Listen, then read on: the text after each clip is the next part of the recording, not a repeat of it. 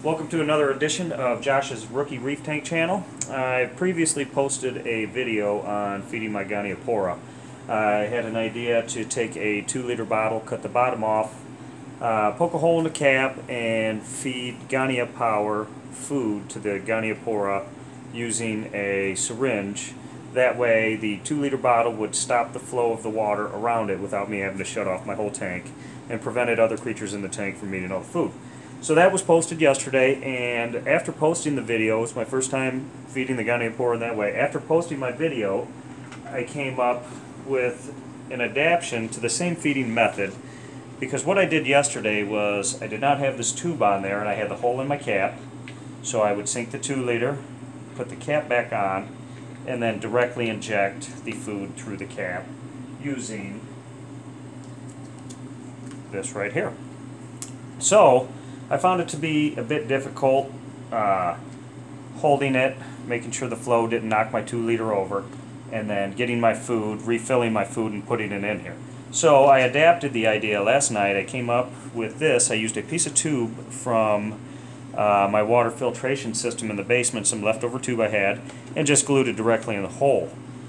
So this can be used, I would think, for any coral in your tank, feeding mysis, Goniopora, anything of that nature, without having to shut off the flow of your tank and without allowing the fish in the tank to eat, say, the mysis that you might put on some of your other corals.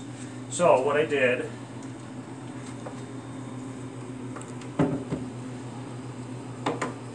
was placed it. You need to remove the cap, otherwise it's a pain to get it to sink in the water. So remove the cap until the 2-liter is full of water. Reinstall the cap.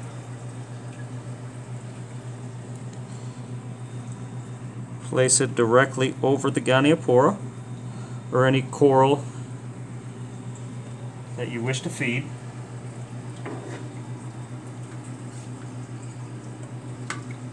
So now with the tube in place, if you have a lid, you could potentially use the lid if the current isn't too heavy, which it looks like mine is. But now just holding the tube, I could place it directly on and inject the food into the Goniopora.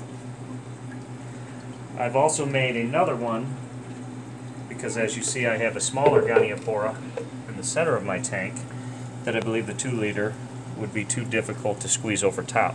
So I've made a couple different sizes. I also have a cave-dwelling coral, which I'm going to use a 2-liter and cut a hole in the side since he's hanging on the face of the coral, which I can then place over the side of the 2-liter and feed him in that manner. Because as you see, we have a shrimp who is very feisty and will eat pretty much anything you put on the coral. So if you have any questions or comments, please feel free to leave them at the bottom, and good luck reefing.